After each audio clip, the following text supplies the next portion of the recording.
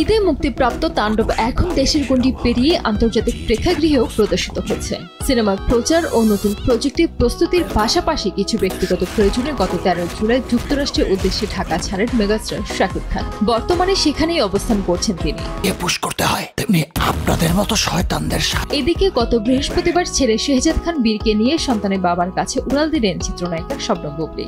জানা যায় কয়েক সপ্তাহ সেখানেই থাকবেন তারা। প্রয়োজনীয় কিছু কাগজপত্রের কাজ সেরে নিতে চান অভিনেত্রী, তাই এই সফর। বিষয়টি নিশ্চিত করেছেন শাকিব খান নিজেই।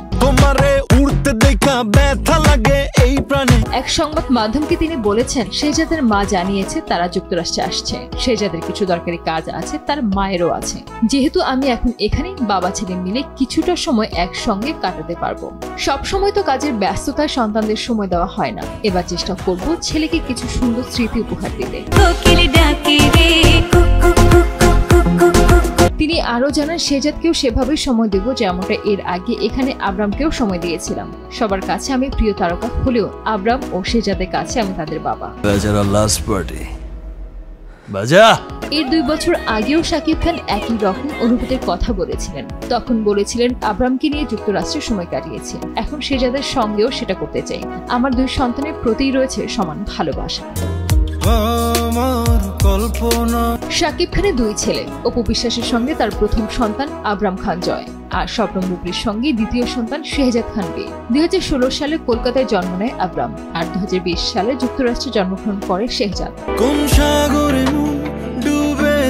এদিকে গত 2 বছরে তাণ্ডব তুফান বরবাদ নিয়ে পর্দা কাঁপানোর পর এবার 90 দশকে ঢাকার কুখ্যাত আন্ডারওয়ার্ল্ড ডন কালা জাহাঙ্গীর হয়ে ফিরছেন তিনি। প্রতীক্ষিত এই সিনেমাটি 2026 সালের ঈদুল ফিতর উপলক্ষে মুক্তি দেওয়ার পরিকল্পনা রয়েছে। এই সিনেমার মাধ্যমে ছোট পর্দার নির্মাতা আবু হায়াত মাহমুদ প্রথমবারের মতো পা রাখছেন বড় পর্দায়। চিন্তায় পড়ে গিয়েছিলাম যে সিনেমা ইন্ডাস্ট্রি কি আবার ফিরবে কিনা। লেখক ও চিত্রনাট্যকার মেজবা উদ্দিন সুমনের লেখা গল্পে এই সিনেমার মাধ্যমে পর্দায় তুলে ধরা হবে 90-এর দশকে ঢাকার অপরাধ জগৎ, যেখানে কালো টাকা, গ্যাং রাজনীতি, প্রভাবশালী মাফিয়া চরিত্র এবং শহরের উল্টোপিঠির এক ভয়ঙ্কর বাস্তবতা। আর এর কেন্দ্রবিন্দুতে থাকবে রহস্যময় ও আলোচিত সন্ত্রাসী চরিত্র কালা জাহাঙ্গীর। জানা যায়, বিগ বাজেটের এই সিনেমা নির্মাণ প্রতিষ্ঠান নায়িকা নিতে যাচ্ছেন বলিউড থেকে।